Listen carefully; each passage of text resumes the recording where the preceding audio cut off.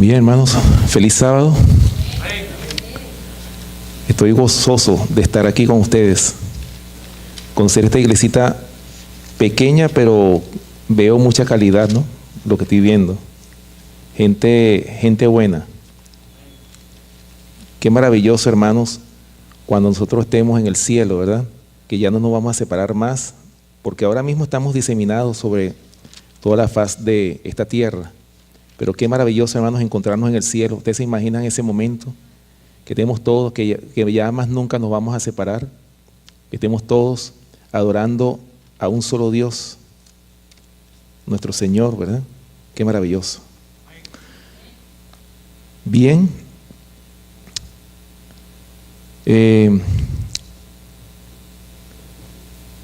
Como lo leímos, ¿verdad? En la lectura bíblica que se encuentra en el libro de Juan. Vamos a volver otra vez a la lectura bíblica.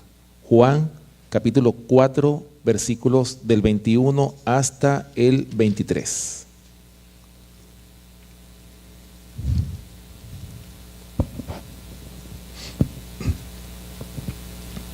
Juan, capítulo 4, versículos del 21 hasta el 23. ¿Ya lo tenemos todos? La lectura bíblica. Fíjense bien. El Señor Jesús en esta ocasión estaba con una mujer samaritana o una mujer de Samaria. Y ya ustedes conocen la historia. Esa conversación que surgió gracias a esa curiosidad que le despertó el Señor a esta mujer que era de Samaria y él que era judío. Ustedes saben muy bien que los judíos y los samaritanos no se llevaban. Sin embargo, el Señor le dijo después que despertó esa curiosidad en ella y empezó la conversación, rompió ese hielo. Ya al final de la conversación, ya casi al final, le dice estas palabras que se encuentran en Juan capítulo 4, versículos del 21 hasta el 23. Pudiéramos decir que estas palabras que dijo el Señor a la mujer samaritana son palabras proféticas. Y ya ustedes van a ver por qué. Juan capítulo 4, versículos del 21 al 23 dice lo siguiente. Jesús le dijo: mujer, créeme, que la hora viene cuando ni en este monte ni en Jerusalén adoraréis al Padre. Vosotros adoráis lo que no sabéis. Nosotros adoramos lo que sabemos, porque la salvación viene de los judíos. Mas la hora viene y ahora es cuando los verdaderos adoradores adorarán al Padre en espíritu y en verdad. Hermanos, estas son palabras proféticas que le dijo el Señor Jesús a la mujer samaritana. Que iba a llegar el tiempo cuando ni en este monte, le dijo a ella, ni en Jerusalén adoraréis al Padre. Es decir, que iba a llegar el momento en que no se iba a poder adorar en un templo físicamente hablando. Que iba a llegar el tiempo cuando los verdaderos adoradores iban a adorar al Padre en espíritu y en verdad. Es decir, el Señor le dijo claramente a esta mujer samaritana, le dijo que, en otras palabras, iba a surgir un remanente escogido por gracia, como lo dice el apóstol Pablo, que iban a adorar al Padre en espíritu y en verdad. ¿Por qué? Porque ese remanente, cuando empiece la persecución y todas las cosas que van a acontecer en este tiempo final, ese remanente no va a tener un templo donde adorar por causa de la persecución. Ese remanente no va a tener un pastor, físicamente hablando, un ser humano, de los cuales el Señor ha escogido para que dirijan a su iglesia, tampoco van a ser dirigidos por un pastor terrenal. Como lo dice el Salmo 23, Jehová es mi pastor, nada me faltará. Esas palabras del salmista David se las dirigió al remanente. Ahora, el título de este mensaje: ¿quiénes formarán parte del remanente de Dios? ¿Quiénes? Bueno, en esta disertación vamos a ver quiénes son aquellos que van a tener el privilegio de formar parte de ese remanente. ¿Conocemos nosotros lo que es la palabra remanente? El resto, lo que queda, un pedazo, lo que sobró, eso es remanente. de la gran multitud que adoran al Padre. Pero muchas veces nosotros vemos cómo es la adoración nuestra. ¿El Señor se complace de nuestros cultos? ¿Se complace de la adoración que le estamos brindando al Señor día a día, los sábados? ¿Se complace el Señor de nuestras fiestas solemnes, en este caso los sábados? Estamos aquí en su casa de oración. Hermanos, Cristo viene por segunda vez, no cabe la menor duda, porque ya nosotros lo sabemos. Por eso es que nos llamamos adventistas del séptimo día. Cristo viene por segunda vez a esta tierra a buscar a un remanente. Ese remanente es la iglesia del desierto. Ahora, ¿por qué se llama iglesia del desierto? Ya como se los dije, no va a tener un lugar donde adorar, no va a tener un pastor humanamente hablando que lo dirija, ¿verdad? En otras palabras, una iglesia disidente. ¿Entendemos esa palabra? La disidencia es una palabrita que a veces como que nos da miedo, ¿verdad que sí? Pero recuerden, el disidente más grande que ha dado la historia de esta tierra ha sido nuestro Salvador y Señor Cristo Jesús. Ese fue el disidente más grande. Porque recuerden que Jesús, cuando Él comenzó su ministerio, ¿qué fue lo primero que el Señor hizo? El Señor fue, ¿verdad?, a la casa de Israel, es decir, a la sinagoga judía un sábado. Y ya ustedes saben lo que ocurrió ese sábado. Él empezó, le dieron los rollos del profeta Isaías para que predicara. Y ya ustedes saben cuál fue el desenlace cuando ellos se vieron retratados en esa predicación que él estaba haciendo. Cuando ellos se dieron cuenta de que esas palabras se habían cumplido en ellos, dijeron, ¿cómo se cumplieron esas palabras? Y terminaron casi que lo despeñaban, lo tiraban por un despeñadero, ¿verdad? Lo lanzaron, que por cierto la hermana Connie nos estaba hablando, yo le pregunté cómo era ese despeñadero, ese lugar. Me dice que era un lugar, un precipicio. Por ahí iban a lanzar al Señor Jesús cuando dijo esas palabras. Pero fíjense, hermanos, por esa razón es que el Señor, como fue rechazado por la sinagoga judía, por la iglesia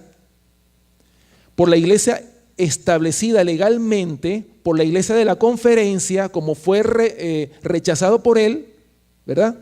Entonces el Señor, ¿qué fue lo que hizo? Tuvo que buscar a los parias de la sociedad, a los hombres sin educación, hombres iletrados, hombres que no tenían conocimiento religioso. A eso fue que escogió el Señor para fundar sobre esos 11 hombres, porque fueron 11 los que escogió el Señor Jesús. El número 12, que era Judas, llegó solo. Ya ustedes conocen la historia.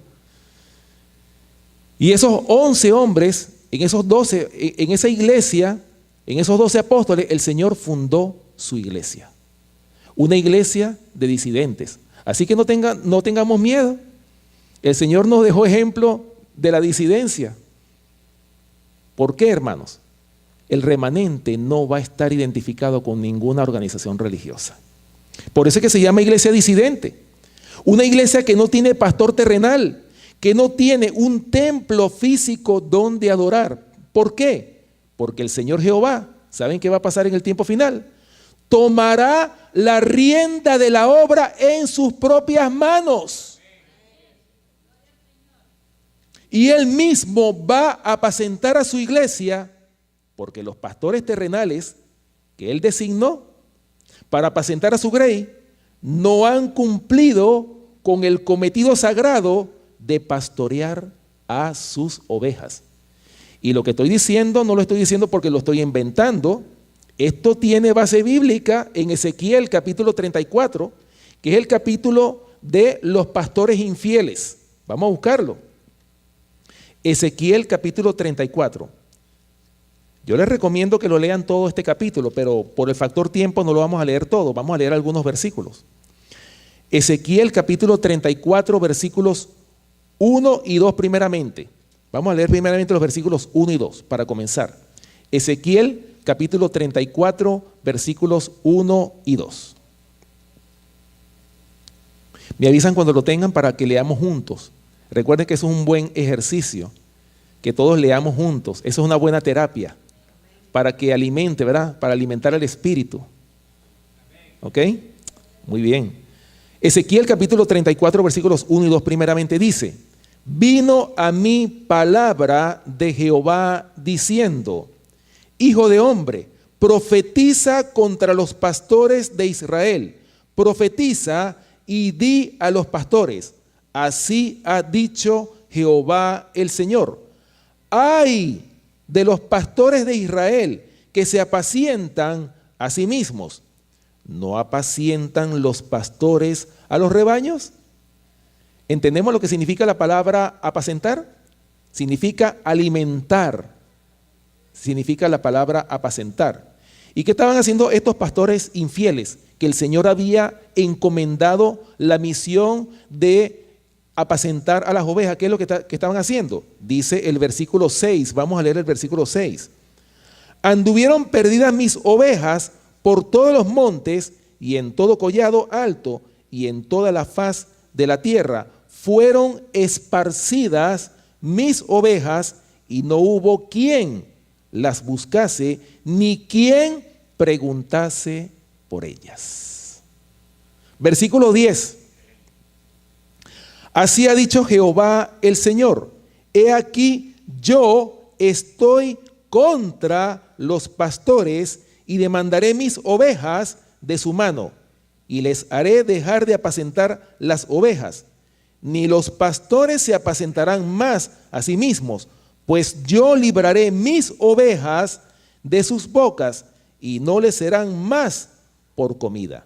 Y ahora escuchen lo que dice el versículo 11, y aquí es donde viene justamente el meollo del asunto, la parte principal. Dice, versículo 11, porque así ha dicho Jehová el Señor: he aquí yo mismo iré a buscar mis ovejas y las reconoceré. Gloria a Dios. ¿Qué está diciendo el Señor con este versículo? Que va a llegar el tiempo en que el Señor va a tomar la rienda de esta obra en sus propias manos. Pero eso no queda ahí. Eso no se queda ahí. Sucede que tanto la Biblia como el espíritu de profecía coinciden también en esto de que el Señor va a tomar la rienda de la obra en sus propias manos. Escuchen lo que dice aquí Testimonio para los Ministros, la página 300. Dice la sierva del Señor aquí en este libro, Testimonio para los Ministros, página 300. Dice: permítame decirle que el Señor actuará, oigan esto, actuará en esta etapa final de la obra en una forma muy diferente de la acostumbrada, contraria a todos los planes humanos. ¿Entendemos eso, hermanos? ¿Cómo va a actuar el Señor en esta etapa final de la obra? ¿Cómo va a actuar? De acuerdo a esta cita de Testimonio para los Ministros, página 300. Va a actuar de una forma contraria a todos los planes humanos. Y esta palabra nos dice mucho, ¿verdad que sí? De una forma muy diferente de la acostumbrada, contraria a todos los planes humanos. Y sigue diciendo: habrá entre nosotros personas que siempre querrán controlar la obra de Dios y dictar hasta los movimientos que deberán hacerse cuando la obra avance bajo la dirección de ese ángel que se une al tercero para dar el mensaje que ha de ser comunicado al mundo. Gloria a Dios por esto. Hermanos, el Señor en la etapa final de la obra, ¿qué es lo que va a hacer? Ese remanente no va a ser guiado por los pastores terrenales, de acuerdo a esta cita que está diciendo aquí. O como lo dice Ezequiel capítulo 34. ¿Por qué? Hermano, porque los pastores, tristemente, no han cumplido su misión de apacentar a las ovejas del redil, no han cumplido con ese propósito de edificar a la iglesia, se han apacentado a sí mismos y por consiguiente, ¿qué es lo que va a hacer el Señor? Les va a quitar el trabajo de apacentar a las ovejas y Él mismo dice que va a tomar la rienda de la obra en sus propias manos. Y en otras palabras, dice Ezequiel capítulo 34, versículo 11, yo mismo voy a apacentar a mis ovejas, es decir, al remanente, y las reconoceré. Maravilloso, hermanos. Qué maravilloso que el Señor va a tomar la rienda de la obra en sus propias manos en estos tiempos finales. Eso es maravilloso, extraordinario. Eso es una preciosa promesa, pero tenemos que aprender a oír la voz del buen pastor, porque no crean ustedes que nosotros vamos a escuchar la voz si nosotros no aprendemos a oír la voz del buen pastor. ¿Cómo creen ustedes que vamos a diferenciar la voz del Señor de tantas voces que nos hablan a la conciencia? Sigue diciendo, Dios empleará formas y medios que nos permitirán ver que Él está tomando las riendas en sus propias manos. Oigan, esta cita es de oro, esta cita, Osvaldo. Esta cita es de oro. Los obreros se sorprenderán por los medios sencillos que utilizará para realizar y perfeccionar su obra en justicia. Así termina esta cita. Pero fíjese el detalle de esta cita. Dice que habrá entre nosotros, me llama mucho la atención esta parte, habrá entre nosotros personas que siempre van a querer controlar la obra de Dios y dictar, oigan esto, hasta los movimientos que deberán hacerse cuando la obra avance bajo la dirección de ese ángel que se une al tercero para dar el mensaje que ha de ser comunicado al mundo. Hermanos, qué maravilloso. Y fíjense, siempre entre nosotros van a querer estar aquellos que van a querer controlar la obra. ¿Quiénes son estos? ¿Cuántos pastores, ancianos de iglesia van a querer controlar los pasos de cada hermano? Hermanos, esto, cuando nosotros tomamos la autoridad sobre nuestros hermanos para dirigir hasta los pasos de nuestros propios hermanos, estamos atentando contra la libertad de conciencia, por si ustedes no lo sabían. No quiere decir con esto, hermanos, no estoy queriendo decir, ojo, de que nosotros no vamos vamos a dejar de dirigir a la grey. Nosotros todavía tenemos esa responsabilidad. Los que son ancianos, los pastores de la iglesia, tienen el deber de orientar y dirigir a la iglesia por buen camino. ¿Ok? Pero ustedes saben muy bien que en este tiempo final, cuando el Señor empiece a apacentar a su iglesia, cuando el Señor empiece a dirigir a su iglesia, ¿qué es lo que va a pasar? Estos pastores se van a levantar contra este remanente. Va a haber enemistad entre el mismo, por eso dice la palabra de Dios, que los enemigos del hombre, ¿quiénes son? Los de su propia casa. Por eso es que el Señor dejó crecer juntos el trigo y la cizaña, hasta el tiempo de la siega. Pero hermanos, qué triste, a veces me pongo a pensar, qué tristeza que cuando llegue ese tiempo, cuando se separe el trigo de la cizaña, ¿ustedes se imaginan lo triste que es que se levanten aquí en esta misma iglesia hermanos en contra de nosotros mismos? Eso es una de las cosas que más duele en el corazón, porque el anhelo de la iglesia es que todos nosotros estemos en la misma página, que pensemos lo mismo, que estemos, aunque tengamos opiniones diferentes, pero estemos unidos en un mismo sentir. Es el propósito de la iglesia, que nos preparemos para poder preparar a un pueblo que está afuera, gente que no conoce estas verdades que el Señor nos ha dado a cada uno de nosotros. Por eso es que esta cita es de oro. El Señor va a tomar la rienda. ¿Ustedes se imaginan eso? Qué maravilloso es que el mismo Señor nos esté apacentando a nosotros. ¿O es que eso no les alegra? ¿No les llena de gozo? ¿Ah? Maravilloso, ¿verdad? Así es. Bueno, volviendo al tema, ¿verdad? Hemos llegado al tiempo, hermano, porque ya prácticamente lo estamos viendo. Hemos llegado al tiempo en que el Señor ya no va a trabajar con ninguna organización religiosa. Él llamará a su pueblo fiel a que salga de Babilonia. Y ya ustedes saben muy bien lo que significa Babilonia. Babilonia significa confusión. Y a veces nosotros entendemos esa palabra como algo ofensivo. La hemos tomado como una ofensa. Pero sucede que Babilonia simplemente es confusión. Eso es todo. Y la sierva del Señor escribió que corremos el peligro de llegar a ser una hermana de la caída a Babilonia. Corremos ese peligro. ¿Entienden ustedes? Sigue diciendo, así como llamó antaño, o sea, el Señor está llamando a su pueblo a que salga de Babilonia, ¿verdad?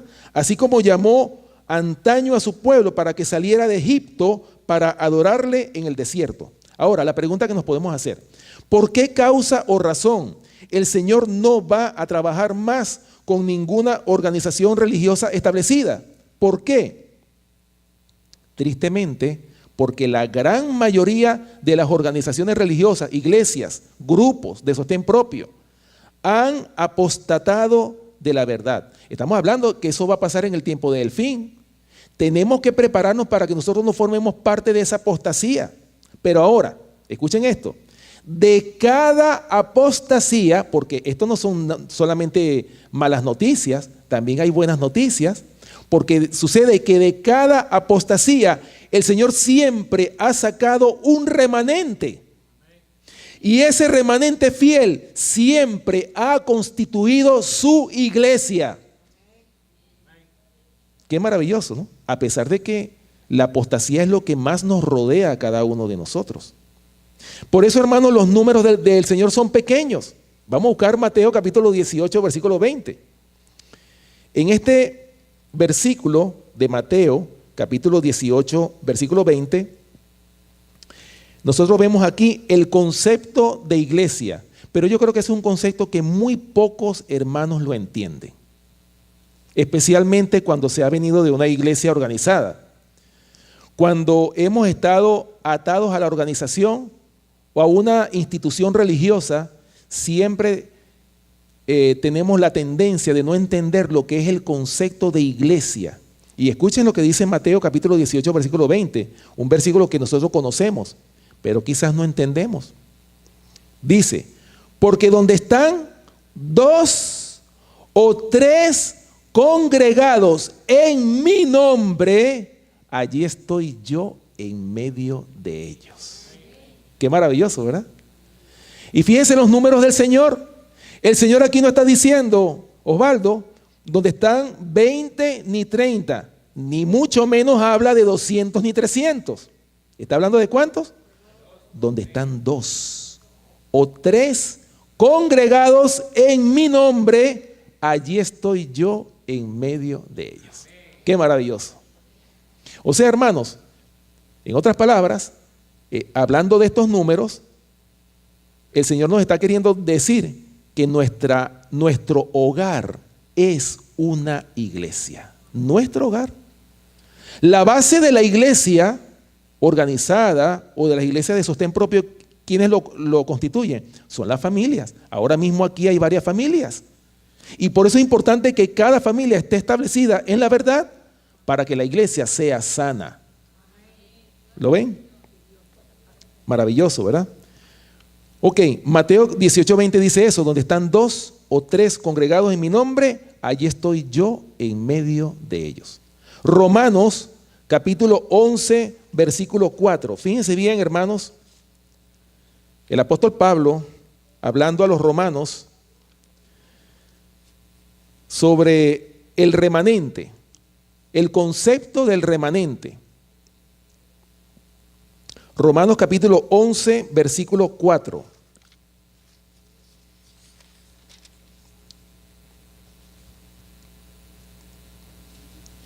Dice, pero ¿qué le dice la divina respuesta? Me he reservado 7,000 hombres que no han doblado la rodilla delante de Baal. A veces nosotros pensamos que estamos solos, ¿sí o no? Cuando estamos luchando en contra de nuestras propias familias. Cuando nosotros hemos decidido seguir al Cordero de Dios por donde quiera que va. Cuando hemos decidido formar parte de este movimiento de sostén propio. De la iglesia, de las iglesias que tienen la misión de ser llamados reparadores de portillos, restauradores de calzada.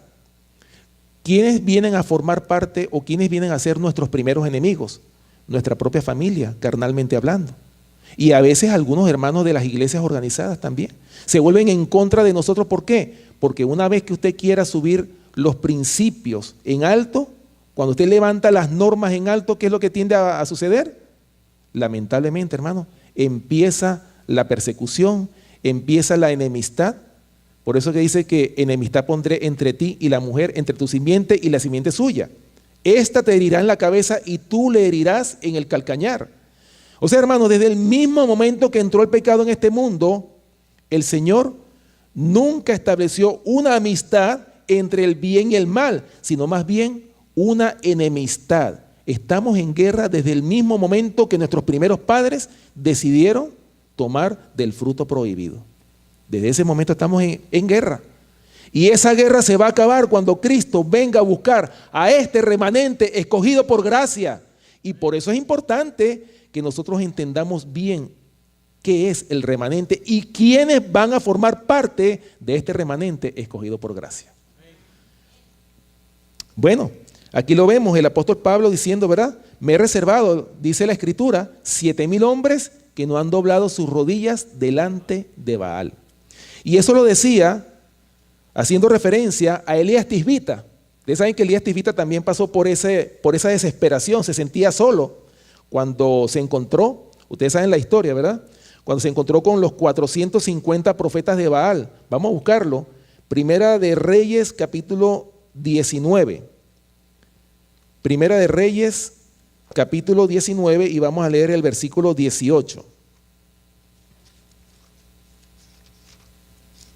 Primera de Reyes, capítulo 19, versículo 18. Fíjense, hermanos, Elías Tisbita, un hombre de Dios, un hombre que estaba caminando con Dios, ¿verdad que sí? Y este hombre también le tembló la fe. Lo vemos aquí en las Escrituras. Primera de Reyes, capítulo 19, versículo 18. Cuando Elías Tisbita, pues, estaba en esa desesperación. Imagínense ustedes, hermanos, luchar contra 450 profetas de Baal. Esa fue la experiencia que tuvo Elías Tisbita. Y fíjense ustedes, hermanos, que en su desesperación él clamó al Señor, que prácticamente diciéndole que estaba solo. Pero, ¿qué le dijo el Señor? Aquí en el versículo 18. Y yo haré que queden en Israel, ¿cuántos? 7,000 cuyas rodillas no se doblaron ante Baal y cuyas bocas no lo besaron. Maravilloso. A veces nosotros podemos estar solos en esta guerra. Y a veces podemos entrar en una desesperación como entró Elías Tisbita. Pero es cuando el Señor nos recuerda que también así como estamos nosotros en esta guerra, hay otros que no los hemos visto, pero que también están en esta misma lucha, perseverando para alcanzar la salvación y la vida eterna.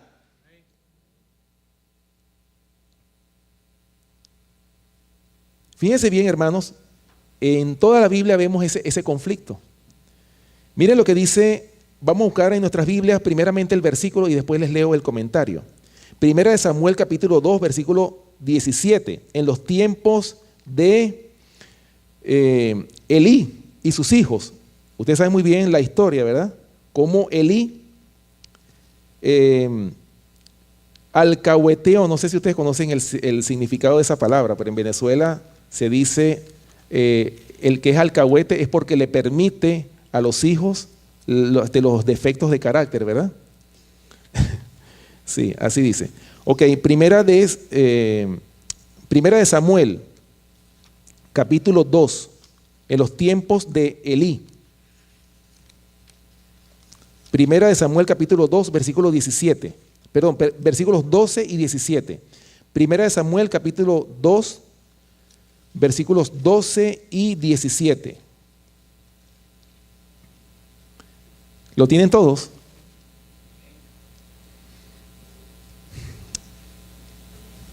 Ok, dice, los hijos de Elí eran hombres, ¿cómo eran? Impíos, y no tenían conocimiento de Jehová. Escuchen esto, qué grave. ¿Y quiénes eran los hijos de Elí? Eran sacerdotes que ministraban el santuario. Es decir, no tenían ellos conocimiento de Dios. Estaban cometiendo abominaciones dentro del santuario. Y fíjense lo que dice el versículo 17, aquí mismo en Primera de Samuel capítulo 2. Dice, era pues muy grande delante de Jehová el pecado de los jóvenes, es decir, de los hijos de Elí, porque los hombres menospreciaban las ofrendas de Jehová. Y ahora escuchen lo que dice el comentario de este versículo 17 de Primera de Samuel, capítulo 2. Ya ustedes van a ver lo que dice, lo que pasó en ese tiempo, de esa gran apostasía, de esas abominaciones que estaban cometiendo los hijos de este sacerdote Elí, que no le puso freno a su impía conducta que ellos tenían en ese tiempo, ¿verdad?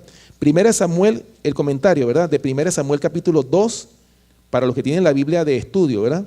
El versículo 17.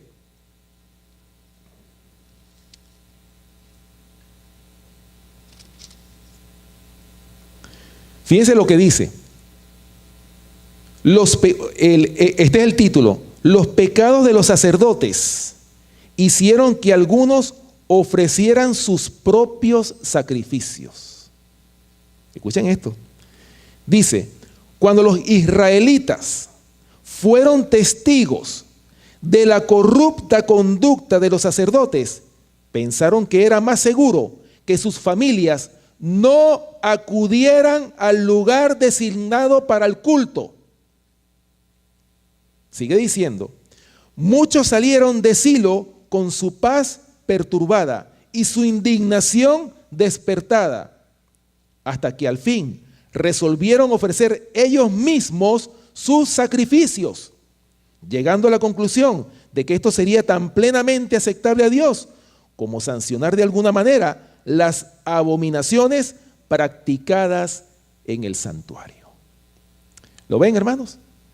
¿Lo ven que pasó en esos tiempos de los hijos de Elí? Que estaban cometiendo grandes abominaciones. ¿Y qué hicieron las gente que estaban en Silo? Salieron de Silo con su paz perturbada y tomaron la decisión de que no iban a ir más al lugar designado para el culto. ¿Por qué? Porque no iban a arriesgar a su familia para que se contaminaran con esas abominaciones que se estaban practicando dentro del santuario.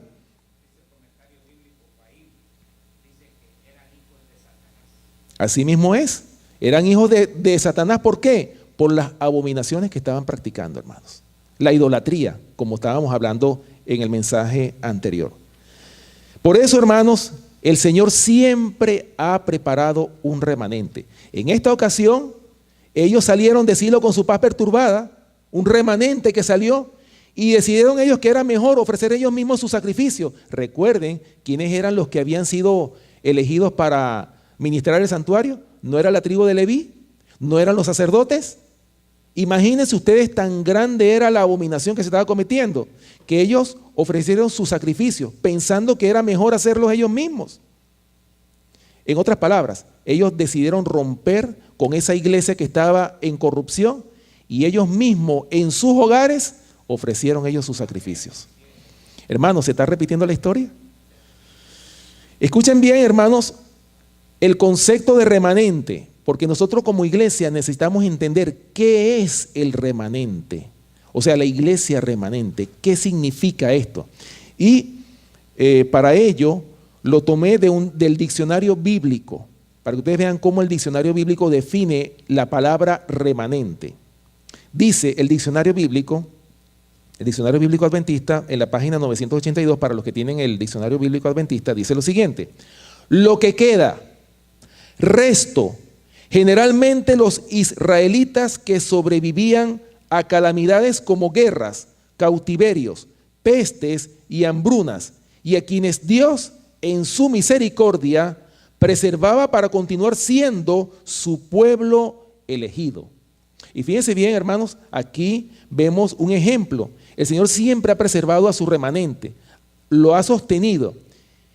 Y como ejemplo de ello lo tenemos en Génesis capítulo 45, en aquella ocasión cuando José, ustedes conocen la historia, ¿verdad? Cuando José fue llevado a Egipto, fue vendido como un esclavo. Tremenda humillación para José. Ustedes saben muy bien que para un hebreo era humillante ser vendido, en este caso como lo fue José, como esclavo. Esa fue una humillación terrible para José. Pero sucede que José tenía que pasar por esa humillación, porque el Señor más tarde tenía un trabajito para José, y era convertirse en el primer gobernador de la tierra de Egipto. Pero aparte de eso, el Señor permitió eso, ¿para qué? Para sostener un remanente, para mantener la vida de ese remanente, de ese pueblo de Israel, que si no hubiese sido porque José estaba en Egipto, no hubiesen sobrevivido a esa gran hambruna que hubo en ese tiempo allá en Canaán, ¿verdad? Vamos a leerlo. Génesis capítulo 45, versículo 7. Génesis capítulo 45, versículo 7. Fíjense lo que dice.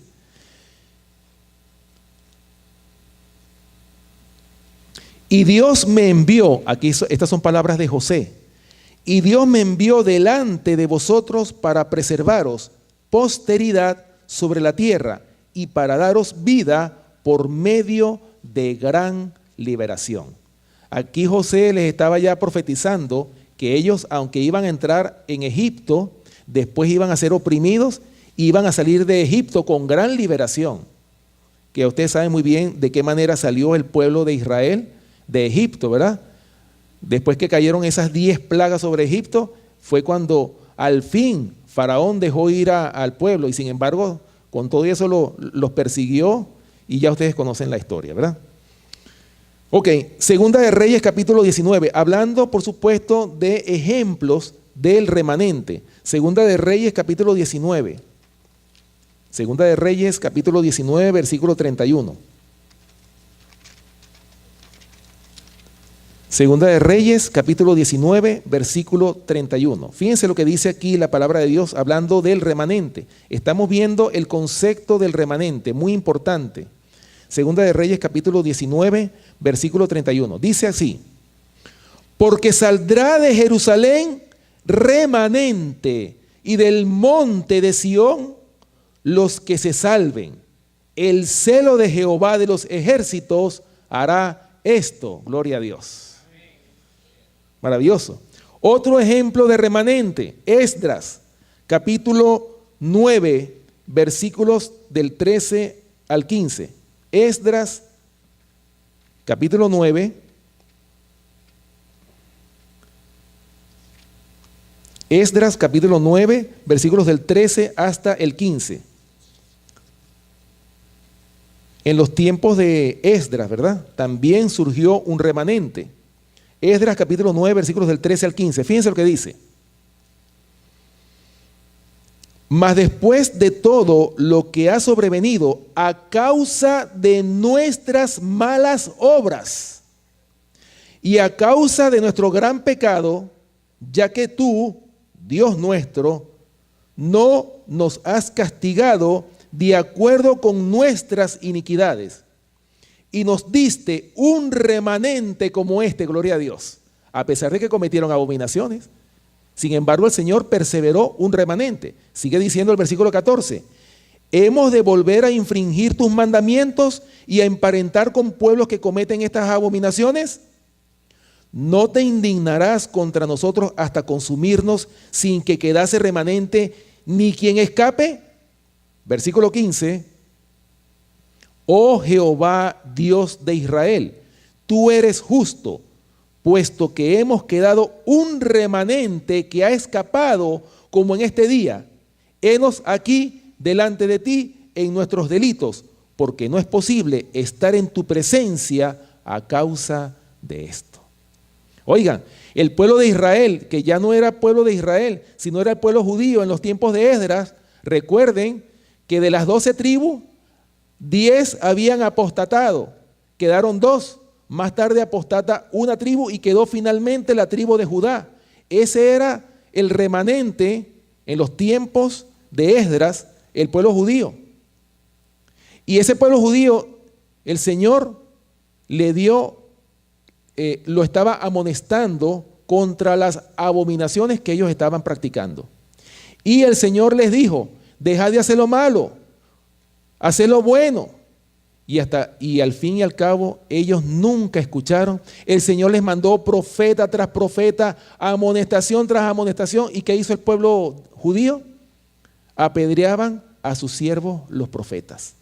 Hasta que el Señor ya le dio la última oportunidad y dijo, a través del profeta Jeremías, que le dijo con nombre y apellido que iban a ser llevados cautivos a Babilonia por mano del rey Nabucodonosor, rey de Babilonia, y que iban a durar en Babilonia 70 años. O sea, es decir, Osvaldo, el Señor le describió a través del profeta Jeremías, en Jeremías capítulo 25 está esa profecía, porque ellos no entendían los símbolos, Adelmo, no entendían los símbolos. Entonces el Señor tuvo que hablarles claro a ellos. Voy a utilizar a Nabucodonosor, mi siervo, para llevarlos cautivos a Babilonia. Mi siervo. Y eso que Nabucodonosor era un pagano, ¿por qué el Señor le llamó siervo? ¿Por qué? Porque le estaba sirviendo como agente castigador de su propio pueblo. Imagínense ustedes eso.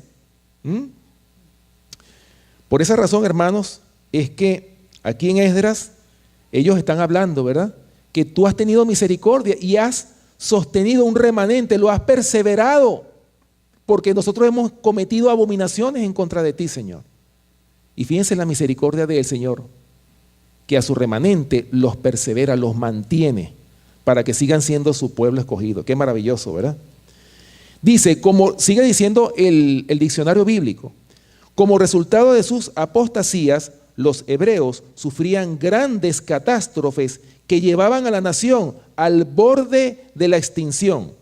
Una y otra vez, de muchos quedaban unos pocos. Así lo dice Jeremías, capítulo 42, versículos del 1 al 3. Vamos a buscarlo. Jeremías, capítulo 42, versículos del 1 hasta el 3. Jeremías, capítulo 42, versículos del 1 hasta el 3. ¿Ya lo tenemos todos? Bien, dice, vinieron todos los oficiales de la gente de guerra, y Johanán, hijo de Carea, Jesanías, hijo de Osaías, y todo el pueblo, desde el menor hasta el mayor. Y dijeron al profeta Jeremías, acepta ahora nuestro ruego delante de ti, y ruega por nosotros a Jehová tu Dios, y por todo este resto, pues de muchos hemos quedado unos pocos, como lo ven tus ojos, para que Jehová tu Dios nos enseñe el camino por donde vayamos y lo que hemos de hacer. Gloria a Dios. Fíjense, hermanos, qué amor tan grande el de nuestro Padre Celestial. ¿Y cuánto nos quejamos nosotros cuando el Señor nos castiga? Porque dice el Señor que Jehová a los que ama los castiga. ¿Y por qué el Señor nos castiga a nosotros? Porque Él quiere nuestro bien. Es como el padre amante. Es como el padre que ama a su hijo. El padre que verdaderamente ama a su hijo lo castiga ¿para qué? Para corregirlo. Le aplica la vara de la corrección. ¿Para qué, hermanos? Para que ese hijo pueda corregir su mal camino y se pueda enderezar y pueda caminar por el camino recto. Pueda realmente dar el testimonio de una vida recta. Eso es lo que el Señor quiere de su pueblo. Así es, claro que sí. Ahora, fíjense bien, hermanos, la pregunta que nos podemos hacer: ¿qué pasaría si el remanente de Dios desapareciera o fuera exterminado? ¿Qué pasaría? Bueno, vamos a buscar la respuesta en Isaías capítulo 1, versículo 9, para que ustedes vean lo que tiende a pasar si el remanente de Dios desapareciera. Y fíjense bien, hermanos, este mundo se ha sostenido por causa del remanente. Por amor al remanente, este mundo no ha sido destruido todavía. O todavía el Señor no ha derramado sus plagas todavía sobre este mundo. ¿Por qué? Por causa del remanente. Escuchen lo que dice aquí. Isaías capítulo 1, versículo 9. Un versículo muy importante, hermanos. Dice, si Jehová de los ejércitos no nos hubiese dejado un resto pequeño, como Sodoma fuéramos y semejantes a Gomorra. ¿Qué pasaría si no hubiera remanente? ¿Qué pasaría? Fuéramos, hermanos, semejantes a Sodoma y a Gomorra. ¿Qué está pasando hoy día? Hermano, estamos alcanzando poco a poco la condición de Sodoma y Gomorra. Lo estamos viendo. El matrimonio homosexual, tantas abominaciones. A lo bueno se le llama malo y a lo malo se le llama bueno. Eso es lo que estamos viendo nosotros en nuestro tiempo. Pero siempre el Señor ha mantenido un remanente. ¿Para qué? Para que ese remanente amoneste al mundo, para que dé el último mensaje de misericordia. Y nosotros hemos tenido ese privilegio, pero tenemos que poner en práctica el dar al mundo este mensaje. Si no lo hacemos nosotros, el Señor va a levantar a otros. Si no lo hacemos nosotros. Porque el Señor no tiene niños lindos que los va a mantener siempre, aunque no hagan el trabajo. Si nosotros no le cumplimos al Señor, el Señor nos desecha y va a levantar a otros. Por si ustedes no lo sabían. Ok, sigue diciendo el diccionario bíblico adventista en relación a la palabra remanente. Dice, el remanente daba la espalda a la iniquidad y se comprometía a ser leal a los mandamientos de Dios, como lo dice Sofonías, capítulo 3, versículos 12 y 13. Vamos a buscarlo. Sofonías, capítulo 3, versículos 12 y 13. Voy a dar tiempo para que busquen este libro, porque yo sé que es un poquito difícil, porque es de los profetas menores, ¿verdad? Sofonías, capítulo 3, versículos 12 y 13.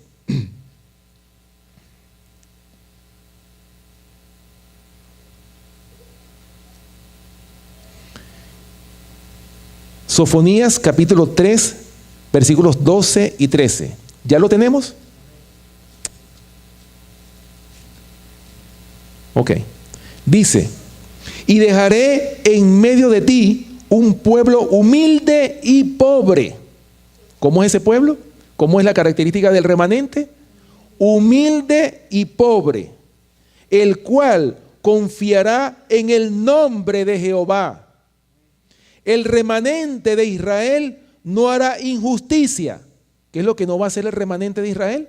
No hará injusticia, ni dirá mentira, ni en boca de ellos se hallará lengua engañosa, porque ellos serán apacentados y dormirán y no habrá quien los atemorice, gloria a Dios. O sea, fíjense bien, que ellos serán apacentados. ¿Quién va a apacentar a ese resto, a ese remanente? Lo leímos, ¿se acuerdan?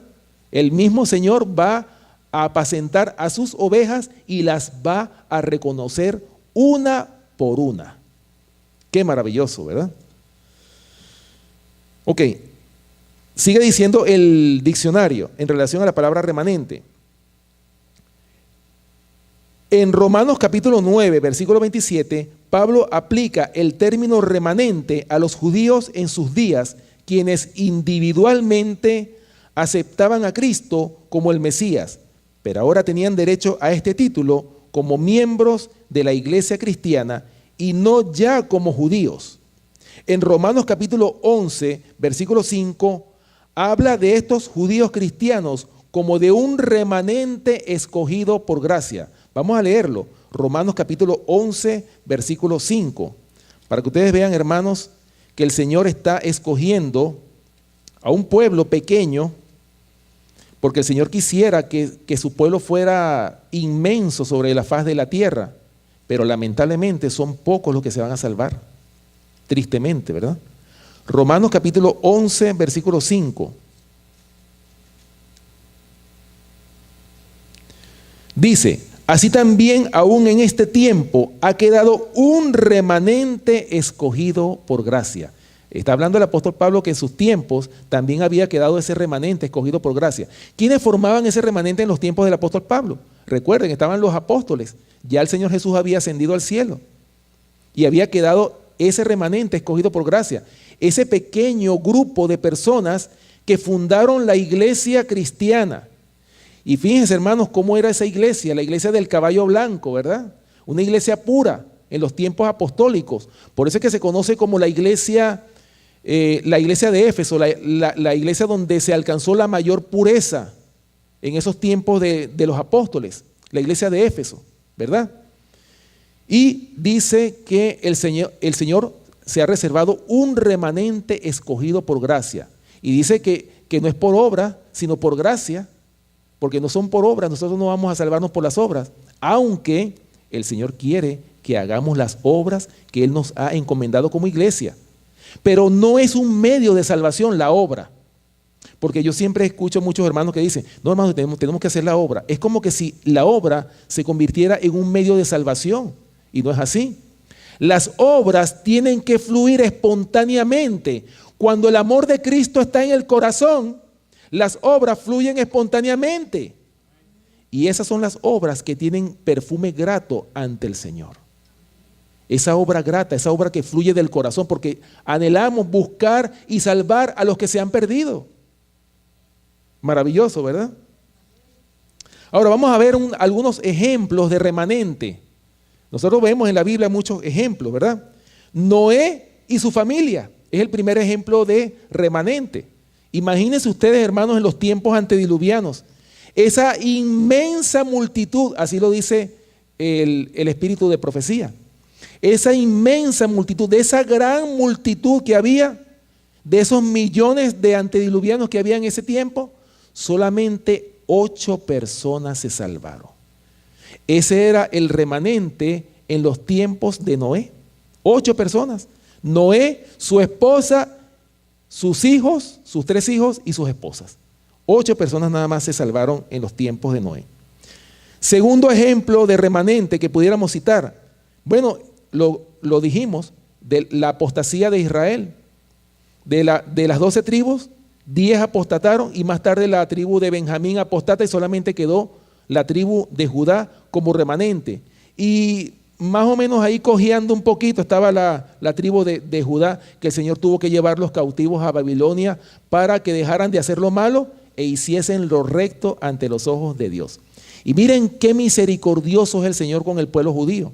Cuánta misericordia no ha tenido el Señor con el pueblo judío, que primero los lleva cautivos a Babilonia, los castigó, y después que pasaron los 70 años, le dio todavía otro tiempo de gracia, que lo dice el profeta Daniel en las 70 semanas. 70 semanas están determinadas sobre tu pueblo y sobre tu santa ciudad. Y ya nosotros sabemos cuál es ese tiempo. 70 semanas son 490 años que le dio el Señor a la nación de Israel para expiar la iniquidad, para terminar la prevaricación, para acabar, en otras palabras, con el pecado y la iniquidad. Hermanos, ¿y qué hizo el pueblo judío? ¿Se cumplió todo eso? Algunas cosas se cumplieron, otras no se cumplieron. Especialmente el abandono del pecado, eso no se cumplió. Por eso es que de ellos también salió otro remanente, que son los apóstoles. Porque la iglesia judía, las sinagogas, ellos se apacentaron a sí mismos. Tanto era así que ellos no querían mezclarse con los gentiles, porque se iban a contaminar. ¿Y cuál era el objetivo de que el Señor depositara sus verdades a un pueblo? ¿Cuál era el propósito? De que ese pueblo, en ese tiempo el pueblo judío, también apacentaran y dieran el mensaje de un Mesías que iba a venir a todas las naciones circunvecinas, las naciones paganas, para que dejaran de hacer lo malo e hiciesen lo recto ante los ojos de Dios. Pero ellos no cumplieron con ese propósito. Por eso fue que fueron desechados. Y más tarde el Señor levanta a los gentiles a través del apóstol Pablo, el apóstol de los gentiles. Y por supuesto, más tarde, los remanentes de las 7 iglesias del Asia, como lo habla el apóstol Juan en el Apocalipsis. Las iglesias de Éfeso, Esmirna, Pérgamo, Tiatira, Sardis, Filadelfia y la Odisea. Y el último ejemplo, el remanente de nuestros tiempos, o el último remanente, como lo dice Apocalipsis capítulo 12, vamos a leerlo, Apocalipsis capítulo 12, versículo 17. Un versículo que nosotros conocemos mucho, que lo hemos leído, ¿verdad? El remanente final, el remanente de nuestro tiempo. Apocalipsis capítulo 12, versículo 17. Fíjense contra quién va a ser la guerra. La guerra no va a ser contra toda la iglesia en general, no. La persecución no va a ser contra toda la iglesia. ¿Contra quién se va a irar el dragón? Apocalipsis capítulo 12, versículo 17 lo dice.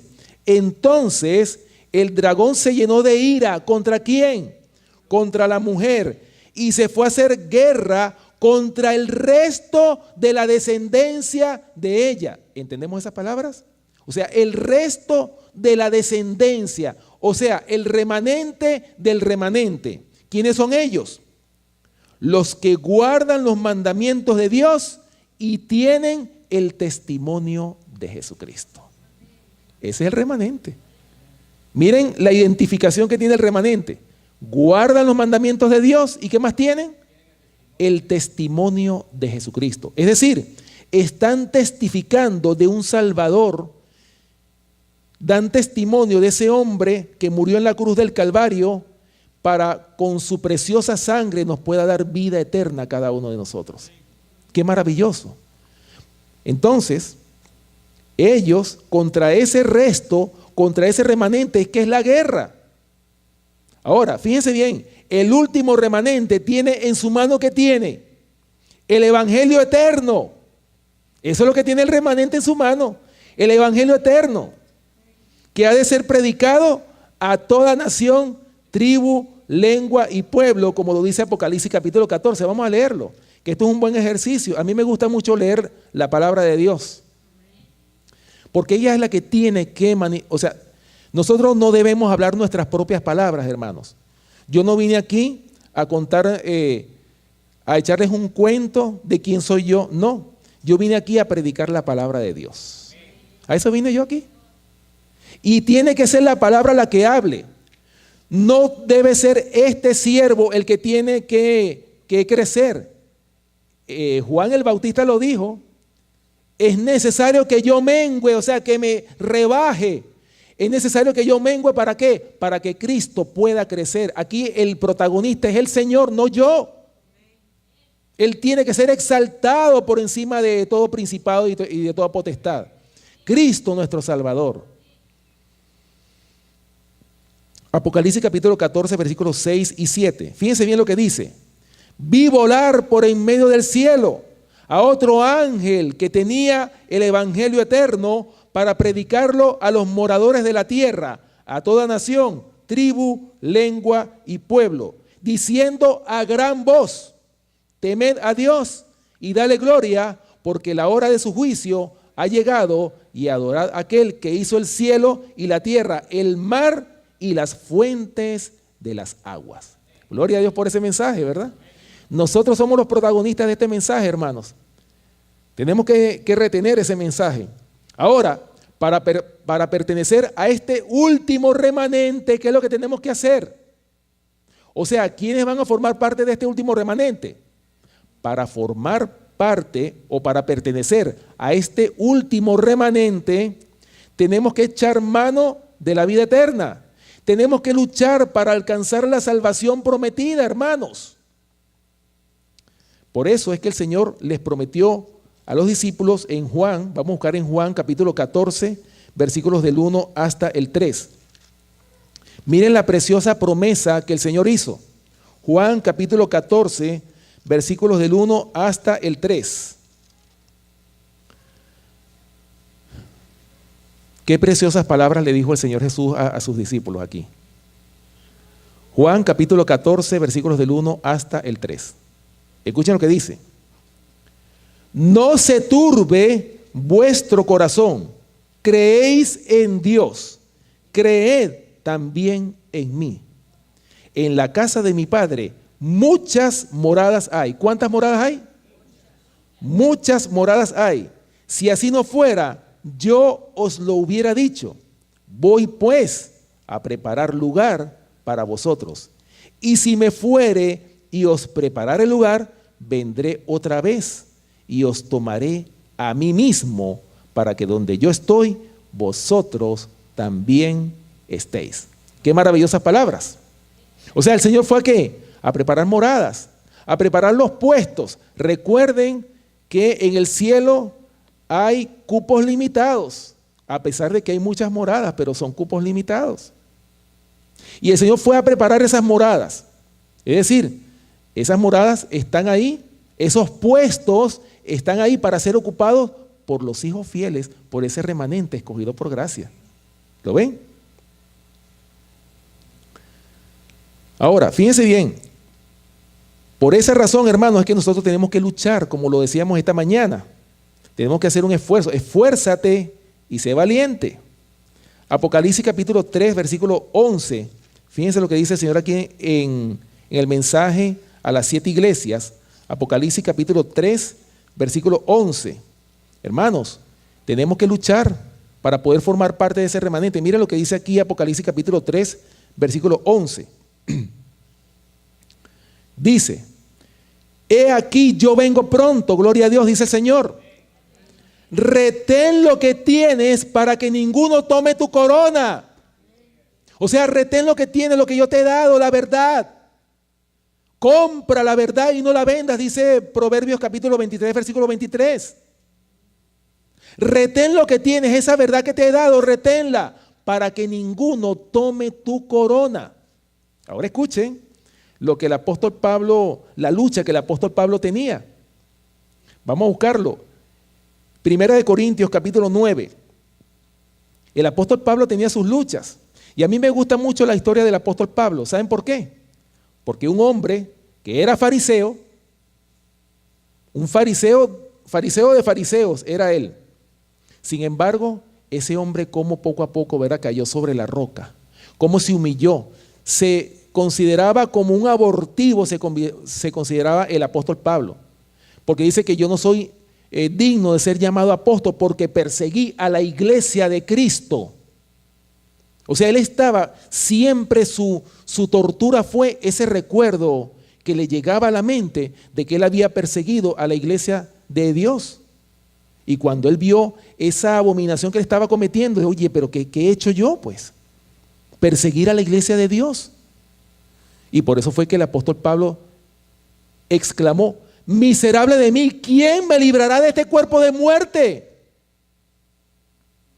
Por esa razón es, más tarde, fíjense bien en este detalle, más tarde el apóstol Pablo, ya cuando estaba en la cárcel, ya para ser decapitado, que fue donde escribió la última carta, que fue la segunda epístola a Timoteo, al joven Timoteo.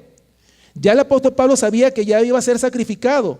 Ya le estaba haciendo los arreglos para entregar su ministerio al joven Timoteo, un joven fiel que se había identificado con la causa del Señor. Y a él estaba entregando el ministerio que Pablo ya estaba dejando.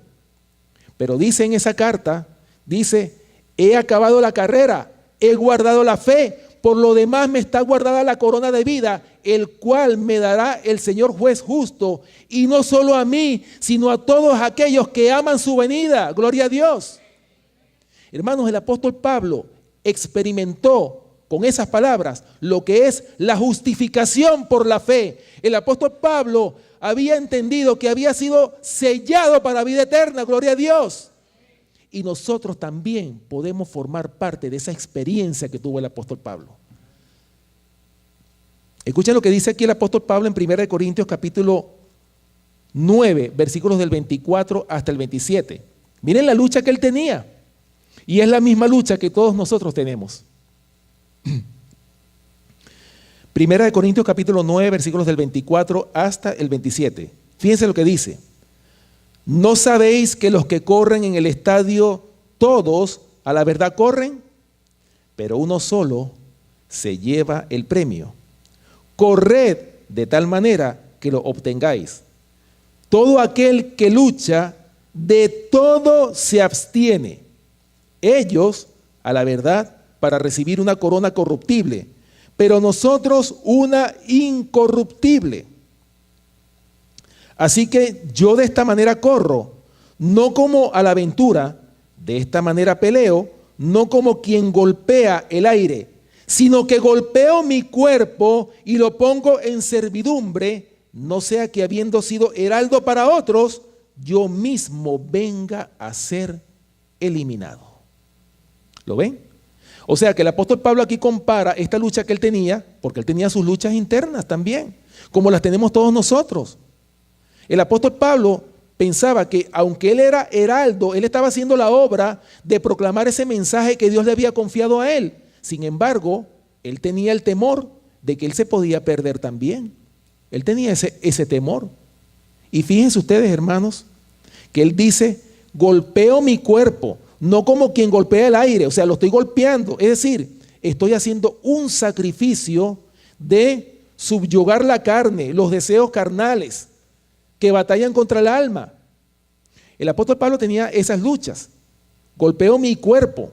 ¿Para qué? Para poder alcanzar esa salvación que él mismo alcanzó. Porque él estaba seguro que él había alcanzado la salvación y la vida eterna con esas palabras. Y no era presunción lo del apóstol Pablo, porque el Señor se lo reveló. Ya como un premio final, ya mira, tú vas a ser decapitado, vas a perder la vida, pero mira, tú has sido sellado para vida eterna. Así como el Señor se lo reveló al profeta Daniel. Descansa, porque ya tú estás sellado también. Hermanos, nosotros también podemos formar parte de esa experiencia extraordinaria. Estar seguros, hermanos, y no dudar de que nosotros hemos alcanzado la perfección del carácter. A eso tenemos que nosotros llegar. Ahora, ya para terminar, hermanos, las características del remanente. ¿Cuáles son? Primera, guardan los mandamientos de Dios y tienen el testimonio de Jesucristo, como lo dice Apocalipsis capítulo 12, versículo 17. Tienen el carácter de Dios y del Cordero. Apocalipsis capítulo 14, versículo 1 también lo dice. No se contaminaron con falsas doctrinas. ¿Verdad? Lo dice Apocalipsis capítulo 14, versículo 4, o sea, con mujeres. En sus bocas no fue hallada mentira, como lo dice Apocalipsis capítulo 14, versículo 5. Y tienen en sus manos el evangelio eterno que ha de ser predicado a toda nación, tribu, lengua y pueblo, como lo dice el mensaje del primer ángel. También han alcanzado la santidad sin la cual nadie verá al Señor, como lo dice Hebreos capítulo 12, versículo 14. Y también no dependen ni confían en el hombre, porque Jeremías capítulo 17, versículo 5 lo dice. Maldito el varón que confía en el hombre. Pero también dice el versículo 7, bendito el varón que confía en Jehová. Amén. Maravilloso, ¿no? Así que bueno, hermanos, ya para terminar, tengo aquí en Primeros Escritos, la famosa visión. Vamos a terminar con esto ya para cerrar. La famosa visión del tren de coches de ferrocarril. Yo sé que ustedes lo han leído, pero vamos a concluir el tema con esta visión. En la página, Primeros Escritos, página 88 y 89.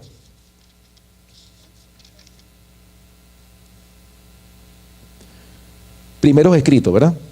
Dice aquí.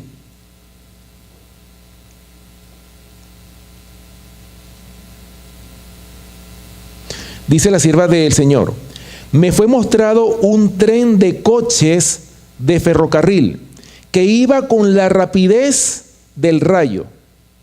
El ángel me invitó a mirar cuidadosamente. Fijé los ojos en el tren. Parecía que el mundo entero iba a bordo de él y que no quedaba nadie sin subir. Dijo el ángel: se los está atando en gavillas listas para ser quemadas.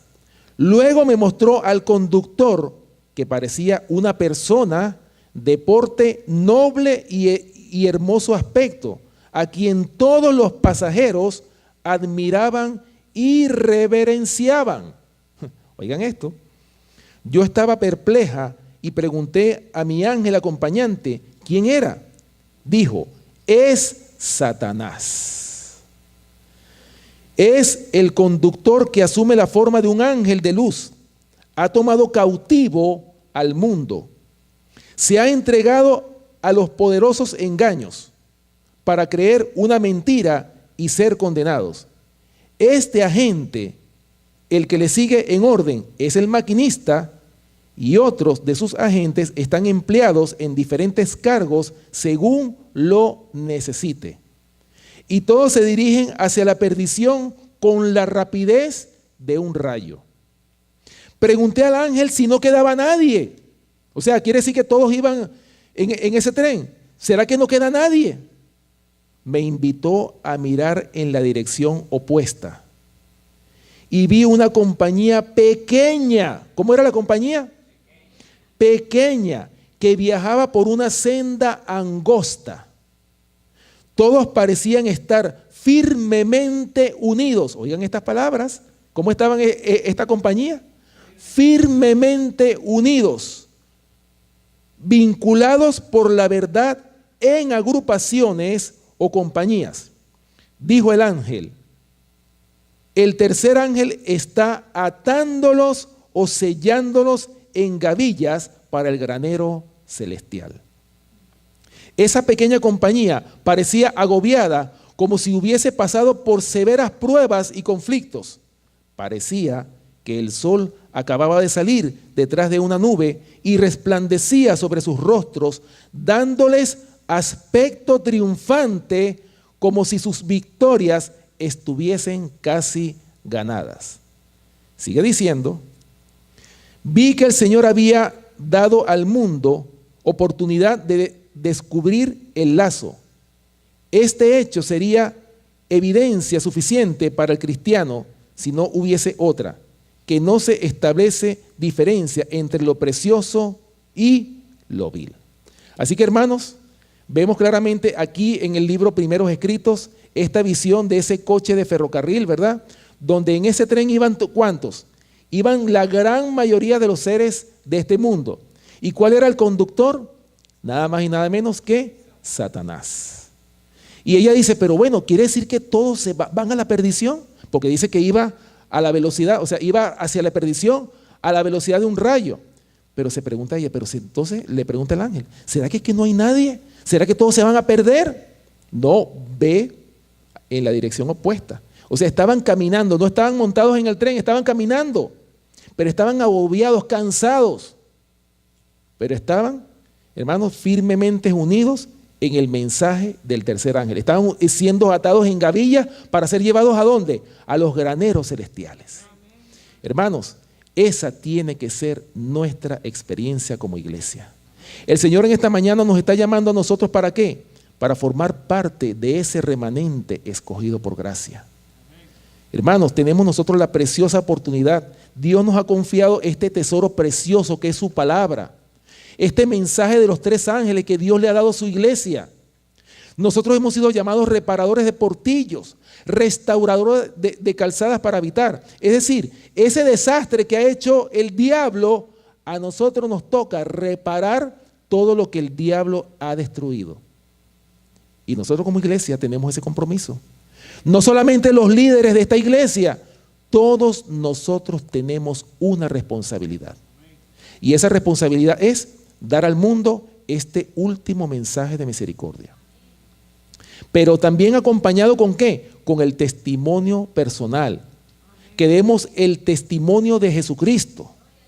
Que crezcamos en la gracia. Así como Cristo crecía y se fortalecía cada día en la gracia. Así como Juan el Bautista también crecía y se fortalecía en la gracia. Nosotros también estamos llamados a crecer en la gracia día a día. No cuando yo pueda, sino el compromiso es de todos los días. El Señor nos está llamando en esta mañana. Un llamado general. Y ese llamado, hermanos, no lo despreciemos, para que la puerta la podamos abrir, como decíamos esta mañana, y Cristo pueda entrar, como dice: entraré y cenaré con Él y Él conmigo. Gloria a Dios. Que el Señor les bendiga.